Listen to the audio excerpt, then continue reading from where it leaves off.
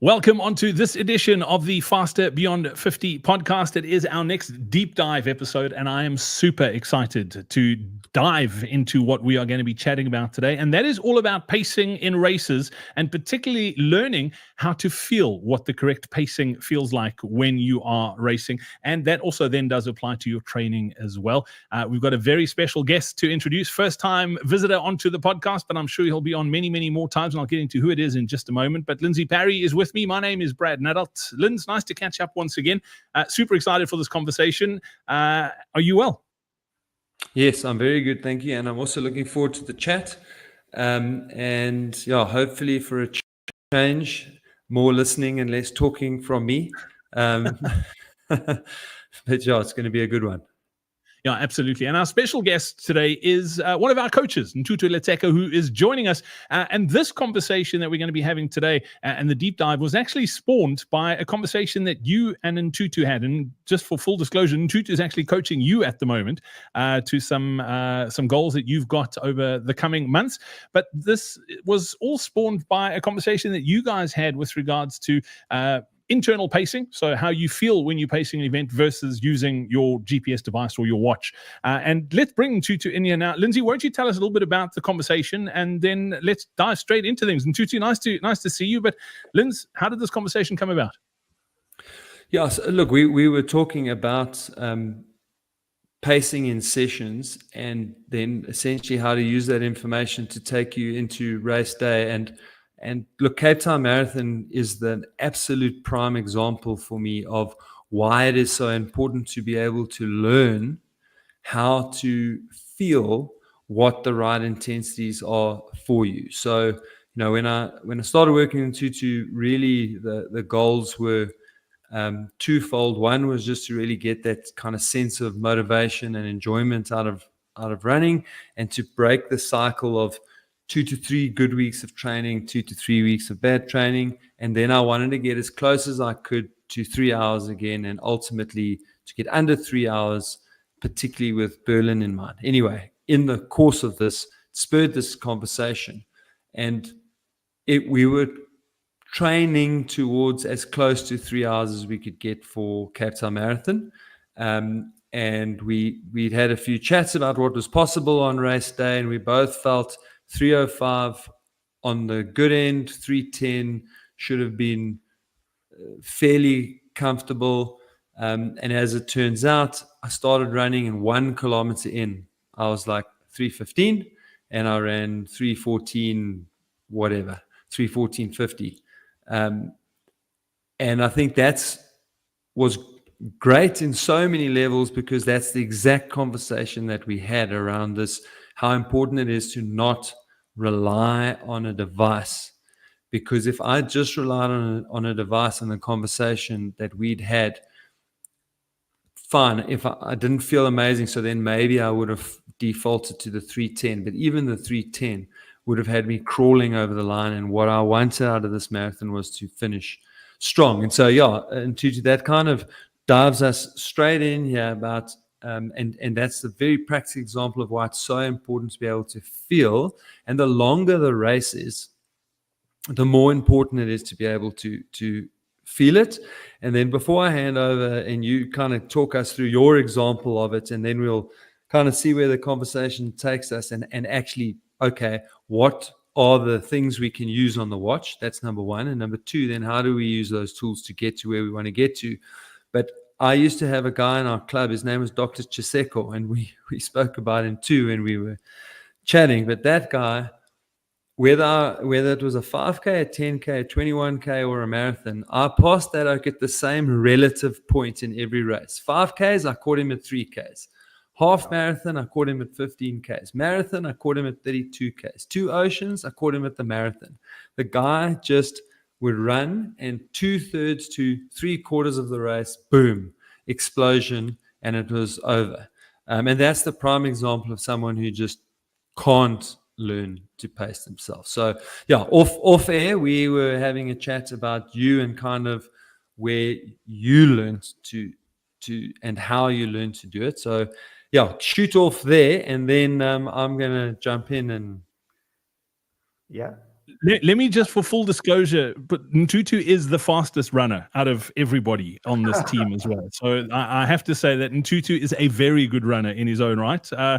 Ntutu, you've recently moved. I say recently; it's been the last year. Moved to the UK, and you've been doing a lot of track sessions. You are talking about doing some cross country, but I mean, you've got some pretty impressive times in you as well. And this is obviously something that you've learned. So sorry, I don't want to steal Lindsey's thunder, but you guys can carry on and have that conversation. Oh, well, thanks, Brad. You are very kind. But I've been sort of getting back into training. When I was here in South Africa before I moved to the UK through COVID, like obviously things fell apart a bit and I was struggling with my training, and going back to the UK was a chance almost for a reset. And I'm quite happy with where things are now, doing a few 5Ks, park runs, and I did a little bit of track, which was quite a learning experience. And I think part of what we often talk about, Lindsey, is that pacing is a skill. And I think a lot of people doubt that you can actually, channel some sort of inner understanding of how to pace yourself and how to get through races. And it almost always starts in your training process. And I think, so what I was telling you earlier is that when I was younger, I mean, I say younger, it was in 2014, so I was about 30 years old. And I was working with a very, like a very cool coach. His name was Bill. I met him on Twitter, of all places, just chatting about running, and he started coaching me. And one of the first things he said to me was, "You train too fast." So when I started working with him, I had been slowing down. I got my 10K time down to about 37 minutes. And then I just found myself going backwards, getting injured, going backwards. And the first thing he did was to say to me, "You run way too fast. Let's slow this down. Do you have a heart rate monitor?" And I've never used the strap before. So I got one for my dad, put it on, and he gave me a heart rate range, like 140 to 150. I mean, the numbers don't matter. The idea was that he had figured out, based on what I told him, that that's probably where I'd be. And the first run was just awful. I went out and I just felt like I was crawling, not used to what I was doing. And he said to me, just trust the process, persist with it. And then one of the things he said to me was, we're going to do this for a month, and then we're going to wean you off the heart rate. So he gave me that easy zone, like 140 to 150. And then he gave me another zone about 155 to 160, and then a higher heart rate of 170. And what I would do is I'd go out and do my easy runs at 140 to 150. Once a week, I would do like a sort of session warm up, and then 10 minutes at 155 to 160, and then cool down. And then the next week, I'll do another session, 10 minutes warm up, and then 10 minutes at, say, 170. And then after a month, he said, put the heart rate monitor away. Now, I hope you've been paying attention that when you've been going out running, you're not relying on the strap, that all of these intensities are very, very important, and you need to learn what that feels like.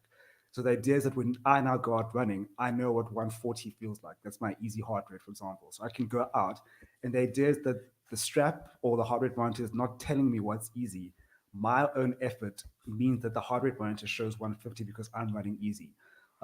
So that's kind of where it started. And once you start sort of doing this, you realize, you are actually completely in control of this process. The tech is not helping you. It's just a way of monitoring your own internal process. And once you become aware of that, that almost unlocks like a superpower of pacing. Absolutely. So, and that's the key. It's like on race day, the only way you can get the best out of your own particular race day is by learning that. And that's both on the top end and the bottom end, because you also will never run the best race that you can run if you are so reliant on the numbers, because it will never allow for something that's better than what you've trained for. So yeah, absolutely key. So I think, look, one of the things that you are amazing at is actually digging into the tech so that you can kind of understand how to use it, or is it useful? I think that's possibly a better way of framing it. So let's maybe unpack some of the tools that are available on watches that tend to that are good tools for us to use during the training. And then we can maybe dive into how we can reverse engineer it a bit like you did, to say, okay, on race day, let's not be so reliant on the tech. And so just one last point on why it's absolutely critical that we learn to pace ourselves or feel our pace judgment is because often when you do the bigger races and you're running in between tall buildings, your watch gives you meaningless information. And suddenly you'll do a kilometer in 2:12, and you know that there's no way that you did that. And then that's it. That's the end of your race plan. Or, you had a triple shot espresso to like pump yourself up, and now your heart rate's like 15 beats higher than normal. So very important on race day just to learn for yourself. But let's dive into what are some of the good features to use on a watch to help dial into the right intensities for inexperienced athletes? So, as you mentioned with pace, I'm always wary about relying too much on pace. I mean, we set pacing zones. You go out and you run a race or a time trial, we can figure out your pace zones. But as you said, what happens when you're running in a big city and you end up with tall buildings and your GPS loses signal? I run almost of my easy runs around a park in London, and there's a section of the park where it's quite wooded over, and the pace doesn't change at all for about 400 meters because obviously there's no signal. So it's kind of like what happens in those situations. You can't rely fully on pace. So from a basic point, I think, and I know people don't like using heart rate straps, but I do think at a basic level, heart rate is probably one I found it personally to be the most useful tool that helps with pacing, because it is a lot more consistent. And I should give you an example. Since I'm here now in South Africa, so I'm here for about 10 days, it's a lot hotter up here than it is in London. I'm also at altitude because obviously in London is sea level, and here in Pretoria and Joburg, it's 1,500 meters above sea level. And I went for a run yesterday after I got in, and look, there's some obviously with the flight, I'm a little bit tired, but I was 25 seconds per K slower on my easy run now in South Africa than I was in London last week. And that can't be purely, if I'd gone out and tried to run it, 5 minutes per K, I would have ended up doing a moderate run and being a lot more fatigued than I am. So I think what is important is start at the most simplest tool. So I think heart rate is a very, very good tool because you can set zones, and then that becomes in the complicated part of how to set the zones. I mean, Lindsey, you know a little bit more than me in that sense. We use threshold heart rate, but you can use maximum heart rate, which is a little bit harder to get. But that's a good starting point. It helps you just to have a handle on, like, if you move to an area that's hotter, if it's hillier, if you just had a bad night's sleep. Controlling your paces to heart rate, your effort to heart rate, allows you a little bit more control in saying, okay, this is where it should be, and that you're not going to end up working harder than you need to sort of get where you're going. Yeah, I can't agree more. And I do think one very important part of that equation is that we don't want to rely on wrist-based heart rate value. So if you're going to use any tool that you use is limited by the accuracy of the tool. And so we do want to use a chest strap.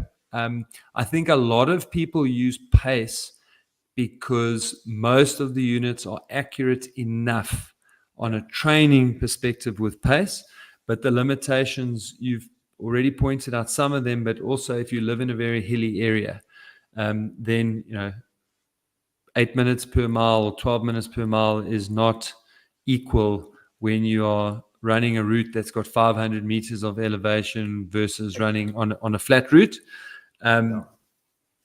One of the other limitations in heart rate, and this is again why it just highlights how important it is, in an ideal world, you would make your watch redundant because then you really can get the optimal physiological adaptations. But one of the other downsides to heart rate is this kind of lag.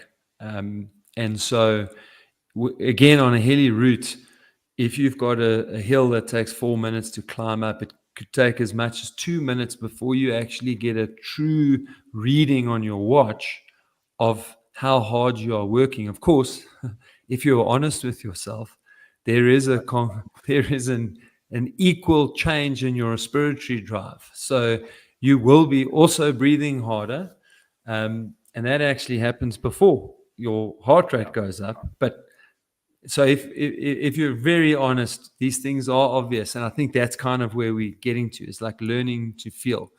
The one other area where I feel on a watch and using something like heart rate, and why again it's so important learning around feel, and that's a 2 to 3 hour training run. So maybe just unpack a little bit what happens to heart rate on like a 3 hour training run, and then knowing that, how do you still then get some benefit out of using that heart rate monitor, but then getting what you need to out of the long run? So yeah, so I mean, human physiology is so fascinating. I mean, it's one of the coolest things about running is that you, or any sport actually, is that you get to experience how your body reacts to conditions and things like that. And so for the most part, I mean, I think we know this when you're out running and you're doing, 45-minute run, hour run, and you check, when you're using your heart rate, you can pretty much maintain a consistent heart rate for the run. So you go out and say, using me as an example, I do my easy runs between a heart rate of 130 and 140. I kind of figured out that that's a good zone for me. It's easy. That's my conversational heart rate zone. So if I go out and I'm doing an easy run comfortably, I can keep that going. And even for up to about an hour and 15 minutes, my heart rate won't change. I mean, I run on a super flat route back in London. It's a 4.3K loop around the park, and I just do laps around the park. And I can keep a consistent heart rate throughout. But of course, internally, what happens when you're running is that you are obviously sweating, and sweating affects blood volume. You're also, your muscles are getting tight. So the running process is that your muscles are contracting and relaxing constantly. That uses energy. So that's part of you using muscle glycogen to power your muscles, and then all of that stuff. And your body's also moving blood around your body to cool it down so that you can sweat. And as your blood volume drops from loss of fluid, your heart has to pump a little bit harder just to get the blood flowing around again. Your muscles need more energy, so you need to get the blood around the muscles a lot quicker. And what starts happening is, as you start approaching about an hour and a half into your runs, you'll start to notice that your heart rate starts to go up. You won't notice a perceptible difference in your effort. But suddenly, if you're paying attention to the numbers, either your pace is dropping because you are keeping the same heart rate, or at the same pace, your heart rate starts to rise up. And that's called cardiac drift. And in a sort of more fancy way, you are decoupling effort from pace. So your measure of effort, in this case being heart rate, gets decoupled from your pace where they don't agree with each other. So even if you're keeping the same effort, the pace starts to drift off or go up depending on what's going on. And that's a very, very finicky thing. So what happens is that when you start running and you're running completely to heart rate and you're saying, okay, I'm going to keep my heart rate at 140, you will start to slow down as the run progresses. And that is going to happen even if internally you are feeling like you're not getting more tired. So you must still be breathing the same and working at the same effort. But because of those internal physiological changes, that effort starts to go separate a little bit from the pace, and that starts to make complications. So people's approach to this are a little bit different, but what I like to do with the long run is, and I do the same thing with my other runs, is that so I use heart rate and pace. Heart rate is my primary measure of effort, and I use pace as the secondary measure that I use. So you go out for a run, start off, and you figure out what pace you're meant to be at. And then once you cross into that point where you start to drift, which is usually about an hour and 15 to an hour and a half, you can almost at that point default to pace. And your heart rate will go up. And that's okay, because that is part of what's happening physiologically, even if it's not meaning that you're running harder. And the cool thing is, as you get fitter, you start to delay that point of drift. So it'll be an hour and 15, an hour and 30, an hour and 40. So I know, like, when I'm really, really fit, I can do almost a 2-hour run, like an hour and 52 hours, and I can run at the same heart rate. But 8 weeks before, at an hour and 15, that drift starts to happen. So it's actually another good way of not only just using the tool to control the effort, also you can track that your training is working. Because as you gain control of that, that drift, that means you're getting fitter. Yeah, it's a very cool way of doing it. One of the tricks that I use particularly early on and before we start narrowing that coupling and that decoupling, if the decoupling is too big, is that I get people to do short walk breaks so that we don't pull down the overall pace too much, but we do just bring that heart rate down a little bit. But yes, I think to your point, that's it. It's like the first hour to hour 15, that's going to set the tone for how my run should feel. And thereafter, I'm not going to worry too much about what's happening on my watch. And I'm going to continue to try and keep this feeling, which will most likely be in that pace band, hopefully. But it's a really good tool for starting the process for decoupling from your reliance on the watch. One of the things you mentioned quite near the beginning then was that, fine, he taught you how to run easy. But then he didn't just leave it there. He was like, right, you need to start feeling these. Bill needed you need to start feeling these different things. And so he actually gave you runs at different intensities. So obviously the short-term implications after what I said about the hills is that there is this little bit of delay before you get to that new steady state, or that your heart rate starts to drift up in relation to intensity. So again, very important to actually learn if we're going to do 1 minute intervals, it's just so important to learn what does that intensity feel like. Yeah. So talk us a little bit through that process then of how do we go about now, like setting the learning across that range of intensities. If you're over 50 and want to recover from sessions faster, run pain and injury free, and improve your endurance, then be sure to join Lindsey and I for our upcoming Faster Beyond 50 Masterclass. In it, we'll show you how we helped a 70-year-old run a 47-minute, 18-second 10K, and how you can take those exact same principles and apply them in your training. Simply scan the QR code that's on screen right now, or click on the link in the description below to save your seat in the training now. We look forward to seeing you there. Yeah, so I mean, and this is where you mentioned this thing about the delay, and I also have to mention that on the opposite end, on the faster end of pace of training, heart rate actually becomes a very difficult tool to use, because you do lose a little bit of control with the heart rate. Once you cross above, lactate threshold, whatever you want to call it, that sort of upper point, you won't be able to maintain a steady state once you're sort of heading towards sort of VO2 max and you're running in sort of race pace intensities. And that's where you then have to learn, what does this feel like without having to rely on the heart rate monitor or like anything. I suppose you could use something like power, but I'm not convinced that running power is useful yet. For me, I don't know how you feel about power, Lindsey, but I haven't found it to be something I can rely on to guide my runs. But effectively what I did, yeah. Yeah, I was going to say for power, the real use I found of it is it's instantaneous. Look, it's a derived number. So I think that's actually its biggest weakness, is that it's a derived number from pace. So we're taking a flawed metric and then inferring something else into the equation. But what it does change quickly is that the change in vertical ascent meters. So what I do like about it's instantaneous. So if I run up a hill, I immediately see that power shoot, and therefore it can teach people to slow down faster. But in anything that's based on a derivative, and particularly a derivative of an already flawed metric, yes, I agree with you, especially for races. I have used power in races. I used it in the New York Marathon in 2017. Is probably the biggest race that I try to use it in. Ultimately, when you're racing for time, a completely different metric is not helpful, and defaulting to effort is the key. I actually want to take a slight. Ultimately, we're trying to use these tools to race better. And part of that process is to train better. We had like a really fascinating conversation yesterday again, and we kind of get into these quite often, and I want to almost pull that into here. And it's like, right, if we're going to race better, we've got to train better. So how do we use this information to train better? And then we dived into this conversation about the ratios of training, this so-called 80-20 model. Okay. Yeah.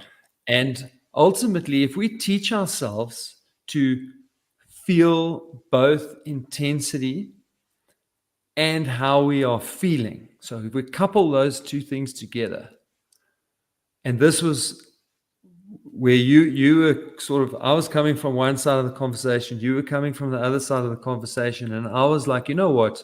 I bet you that if you could teach somebody to genuinely feel every session and feel the right intensities, and you had to have a discussion with that person before every session and then let them train. Yeah. I actually think you would still end up with very close to what you prescribe in advance. Yeah. Because if you had 10 hours to train in a week, okay, you wouldn't be able to run 8 of those hours at a heart rate that's too high. Yeah. So if you were pitching it right and I was going, hey, Ntutu, today's session is meant to be whatever, however many kilometers time, this type of session, how are you feeling? Oh, I'm feeling amazing. Cool. Well, let's do the warm-up. During the warm-up, yep, numbers are looking great on the watch. Everything you telling me is adding up. Cool, we're going to do a hard track session today and we bang out a 7 by 800 meter, whatever. It's not so important what the session is. And then we pitched up together again the next day. How are you feeling? I'm feeling okay, but my legs are a little bit tired. Cool. Well, then today's session, I want pitched at this sort of intensity. And I think if you did that every day, you'd probably end up with somebody being able to do somewhere between 80 and 90% of their training in that so-called aerobic zone. And they would do somewhere between 15 to 20, maybe 25% if you were like on a 4-day type of model at high intensity. I mean, I had that thought when I was driving away from you.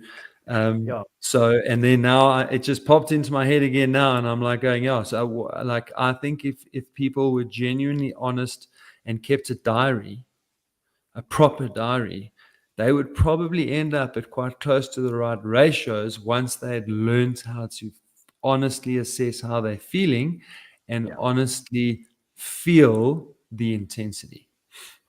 Because I think part of what happens when we don't know exactly what these intensities feel like is, and I mean, I was like this when I was younger. You want to run at a pace that feels good. And for most people, running slow doesn't feel great. It feels like and I don't know, actually, let me not use the word slow, because that's very relative, but running easy and sort of in those very low intensity zones, it can be a challenge. So people often tend to default to running at slightly faster paces, slightly high intensities, not quite thresholdy or that harder stuff, but it's still not quite easy. And what that does, it diminishes your capacity to recover.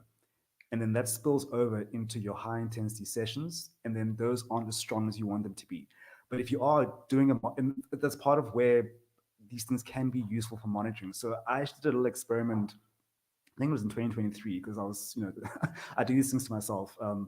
I have an idea and I'm like, I want to test this. So I went out to the track and I did a very hard interval session. And then for the next couple of days, I went out and ran at sort of my easy heart rate and just kind of wanted to see what my paces looked like. And what was interesting was that the day after my session, I was very, very slow compared to pre. So, I mean, I'll just use random numbers. Let's say I went out and did like a VO2 max session, like something like 6 by 800 with very short rest. And the next day I went out and I ran sort of at 520 per K, a random pace. And then the next day, same experiment, go out and run easy and you get better, 510 per K. And then eventually after a couple of days, you almost end up coming back to where you are. And that means that you're fully recovered. And then at that point, you can now come back and do another hard session if needs be, or you can do a long run. And yes, and if you start doing that, you are going to fill those days in between sessions with easy runs, and that volume is going to pick up, and you're going to end up sitting at sort of an 80-20 distribution. I mean, the numbers don't really matter. I think we obsess too much about those fine details. The idea is that you want to be doing most of your running at paces that allow you to recover and allow you to then do the hardest sessions and be able to do those properly. And then you're putting in an honest effort. And then if you're trying to learn what intensity feels like, what does 5K pace feel like? What does 10K pace feel like? If you're constantly fatigued, you're not going to figure out what that feels like. And you're also not going to be getting the full benefit of the session. And it's critical in that sense as well. Yeah, that's super interesting from both of you. And I'm sitting here listening to you talking, and I'm wondering if we just haven't become lazy, to be honest. That back in the day, that I remember when my dad started running, I mean, I was super young. Lindsey, you probably experienced the same thing, same for you, Ntutu, that we didn't have these fancy watches that can tell us what's happening deep down in the depths of our wherever. That we had a Casio that all it was a stopwatch, and there was no other metrics that we needed to track. That we almost, and you could use the same argument for shoes if you'd like. That's like the way shoes have evolved, that we've forgotten what the ground feels like. Do you think we should be as dramatic as throwing our watches away and going old school? So Brad, yeah, you go first. I've got a cool story to share that really nails that one. So, I mean, as Lindsey knows, I do like my tech. I'll go out and, I was always an early adopter back in the day. And I think a lot of it is that a tool is as good as what you make of it. And this is part of like why I keep having this conversation about, when you go out and run, don't just, look at the watch and say, oh, it's 140, I'm fine. What I always tell people that I coach, and Lindsey and I have these conversations when we decide what sessions to do, is that like running is a whole body experience. So you feel it in your legs, your turnover, your arm carry, your breathing.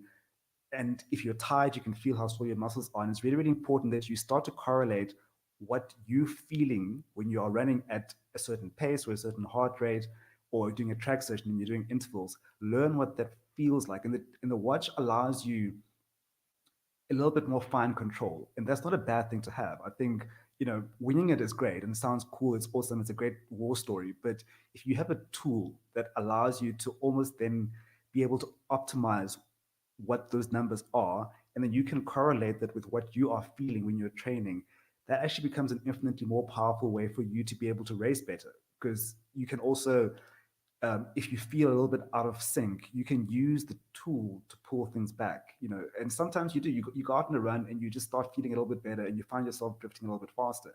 And the watch can almost be like you set the initial tone and then you use the tool to then sort of narrow and be able to pull back and control if you start getting a little bit excited or if you slow down too much of this sort of thing. Yeah, so look, that actually charges into the sort of final little bit that I wanted to go into, and that's around, okay, the tool is great to help us to steer ourselves towards the right intensity. But there are also other really cool features in there to help steer us towards deciding when to do the right workout. So I want to quickly share my varsity story, because I am at a huge advantage to everybody in that I started running when I was 5 years old, and I was training with my father, who in those days was an elite athlete. And for the best part of 20 years, when I was about 29, I think I got my first GPS watch. So for the best part of 20 years, my experience of running was run with my dad, go and write in my diary and say, I ran X number of kilometers. This was the time that I ran it in, and this is how I felt. And so I'd finish every run, and the only metric I would have is how do I feel and how far have I run? I mean, what time have I run? And Dad, how far did we run? So he would be telling me how far I ran. We would have no way of knowing. But what I can tell you is that by the time I was 13 years old, I could go for a run anywhere in the world, and I would finish the run and I could tell you to within a couple of meters, 10 meters, how far I'd run. I knew what it felt like to run at 3 minutes a K, 3:06 a K, 4 minutes a K, 5:12 a K. I just knew that answer. And this culminated in, I'd been at university for about 2.5 weeks, and I went on a 17-kilometer run up Mountain Drive in Ntutu. So Ntutu knows. So I ran from Jan Smuts' residence in Grahamstown. It's got a new name now. I forget its new name. But I ran Mountain Drive, and I finished, and there was a guy sitting on the steps, Stuart Roberts. I'm going to call him out. And he said, how far did you run today? So I looked at my watch. It was 1:20. I said, I ran 17 Ks. He goes, how do you know that? So I said, I know exactly what speed I ran. I know how I felt through that section, and I hammered it back from the top of Mountain Drive. So he's like, rubbish, you can never know that. So I said, his bucky was parked in front of the rest. I said, let's jump in your bucky and measure it. So he said, fine. What are you going to give me if you're wrong? So I said, I'll give you one of those big flat bottles of straw rum. Now, as students, I can tell you that was expensive. Forget about whether we should or shouldn't have been drinking it, but it was expensive. So that was the bet. I was so confident I was going to win. And on his bucky, we were less than 100 meters out on the bucky. So that is it. I mean, we didn't have we literally learned through feeling and piecing and so on. But yeah, I agree with you, Ntutu. Just because it worked wonderfully back then and I had that skill, I realized that's a skill that I learned over 20 years. We can shortcut that process by using the watch teaching ourselves how to do this in the short term, but making sure we don't become too reliant on that, so that when we find ourselves at Chicago Marathon and no GPS signal for the first 5 kilometers, we don't freak out and don't know where we are. But that then takes us into now making the decisions around when should I do what sessions. But before you talk about making the decisions, do you, and I don't know if you the two of you do this, I definitely don't. And I remember running pre-GPS days that I did, and you spoke about keeping a logbook or a diary of the sessions that you were doing, and you didn't just write the time and the distance that you ran, you wrote how you felt. Like there was this mindfulness about sort of what was going on in that run. And I think with modern technology, we've lost a lot of that too, because we run a race, we stop, it uploads automatically to Garmin Connect, or if you're using Polo or Sunto or whatever, and then it goes on to Strava, and all we're interested in is people going, yeah, like we saw. We don't actually think about that session. We've just done it, and off it goes onto these platforms. Do you think there's a benefit in actually being mindful enough now to go in the description, and maybe you don't want to make this public, but write down exactly how that race felt? 100%, and they've all got that little sliding scale on that. All of them have a rating of perceived exertion, and absolutely you should be putting down how you feel. I mean, now Strava does it for you. They told you the other day you had a I was fantastically fit. I felt rubbish, and it told me that on an easy run, my heart rate was through the roof, which means I'm getting fitter, which is great. You don't want to believe that. So from my point of view, for sure, I think it's important. I mean, in Ntutu, you feel free to agree or disagree, but I would say that's a critical aspect. If you're going to learn, if you're going to use the tech to learn, I don't see how you can do that without sitting down and going, I felt good, I felt bad, I felt indifferent. Yeah. And part of it is also, that experience is that, and you make mistakes. And I think we have to be willing to make mistakes, because the training process is where you are going to sort of sort through all those mistakes. So, I mean, on track sessions, so I was doing track in September, October, and I ran with my club in London, and we were doing, because cross-country season is coming up, so we were doing a threshold block of training. And threshold's a very, very funny effort, because the coach will say, today run at your 1 hour race pace. I'm like, what does that mean for people? It depends. So for me, that probably means around 15 Ks, 10 miles, maybe. I don't run 10-mile races very often, but that's sort of what the effort means for 1 hour race pace. And it's interesting watching people sort of, because you don't know what that feels like, and people get it wrong. You got out and you got a little bit hard, you got a 10K pace, and it will feel horrible. And the important thing is, if you go down and write this and say, okay, I started off at this pace, this effort, it felt good for 2 reps. Let's say you did, say, 8 by 3 minutes. And if you can honestly say, for the first 2 reps, it was hard, easy, then it got awful, and by the end, you were crawling. And as you have those notes, and as you do the session again, or at a similar effort, you can then make the adjustments, knowing that you went out too hard before. But if you lose that information, because it's very, very hard to pinpoint exactly what happened in a session like 3 months later. And you can often go back through the sessions when you repeat blocks of training, because part of training is getting better, stacking training on top of other training. We're not going to be doing random stuff over and over. You are going to do very similar sessions over multiple training cycles. And you can use that as a learning opportunity for you to go back and realize what you did, what worked, what didn't work. And when I was working with the coach Bill, who helped me with my, learning how to use heart rate, we used to communicate via email. And he didn't care about like what paces I ran. In fact, he never once gave me a pace guideline. I never once received a session where he said, go out and do intervals at 320 per K. He'd use words like hard, up tempo. And I was like, Bill, what does that mean? But over time, as we started to talk through sessions, and I'd come back and say, Bill, that session was awful. And he's like, well, now we can talk about the numbers. And then we'd then say the next session, try doing it this way. And having that information on hand and keeping a logbook. So I don't really keep a logbook per se. I've got Strava, but I've got a personal logbook, and I do write down, what the session felt like. I keep session notes. I do a 1 out of 10 scale, and I can go back, and say, oh, this was awful, this was good. And then I can take those lessons and build them onto the next session. So, because you want to be learning how to execute these sessions over time. And that's going to lead into, ultimately, I think what we want to talk about here is when you get to race day, because you're learning all of these things. You're not trying to replicate your race in training, but you are learning all the pieces together, that when you get to race day and you've tapered and you've freshened up, then you can execute your race as you need to. And with those notes in hand, with the logbook, with the information, with the feedback, because these devices should be providing you feedback, They shouldn't be dictating what you're doing. You are the person dictating the training sessions. The numbers on the watch are a response to you. You are not responding to the watch, if that makes sense.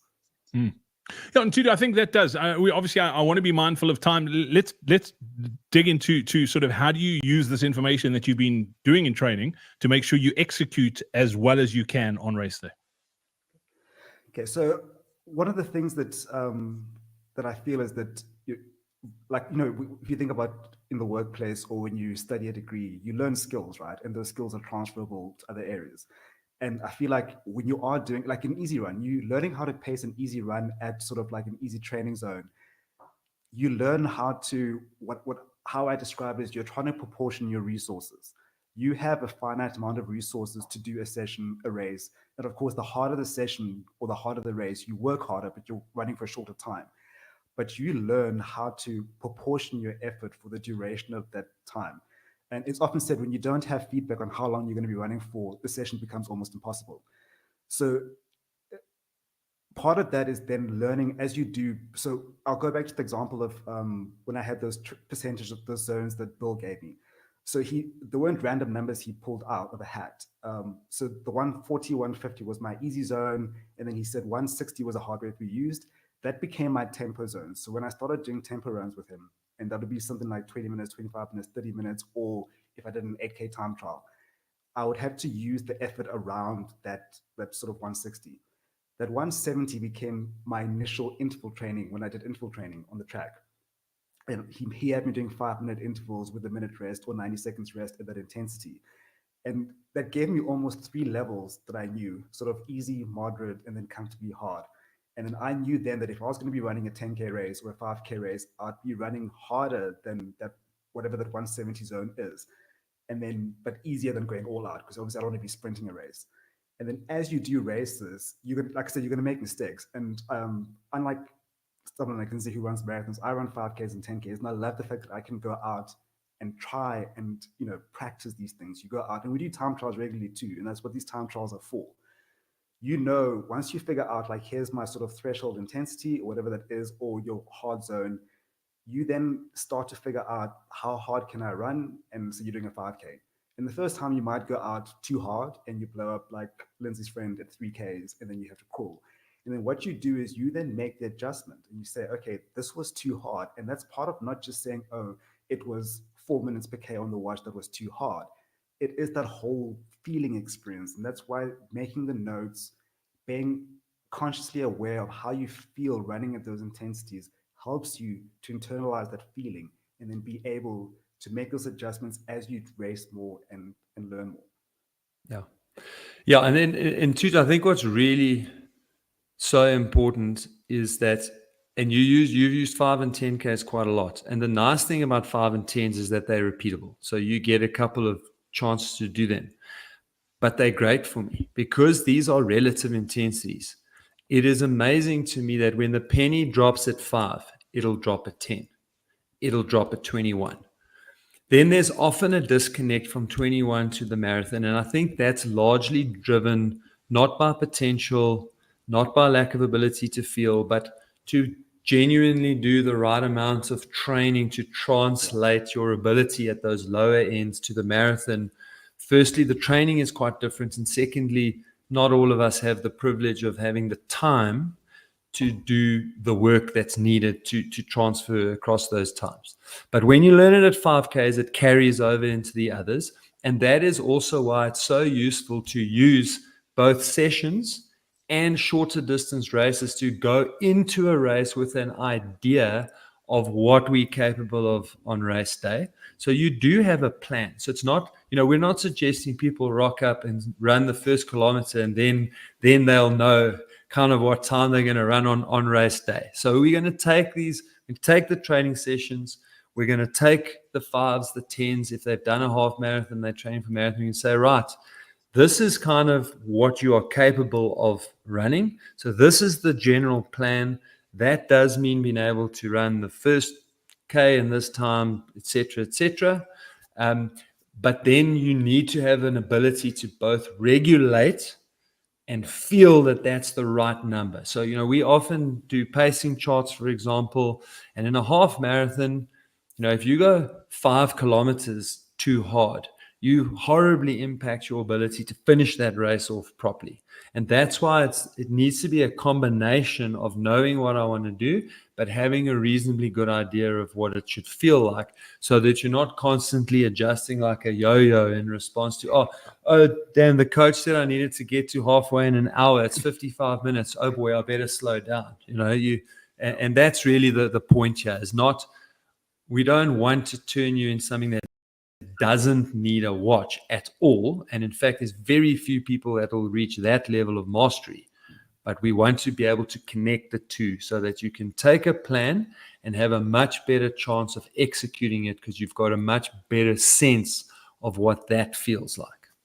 And I think part of it is not blindly following a plan, as you said. So you might have had, like Lindsey, you went to Cape Town and we had a plan and what we wanted to do, but the week before it didn't maybe go as planned, and on the day the conditions weren't ideal, and you were able to make the adjustment based on that first kilometer and say, okay, so, and you said to me that when you did the first K, you're like, it was 4:32, and you're like, this feels a little bit harder than it should be. Yeah, good news, bad news.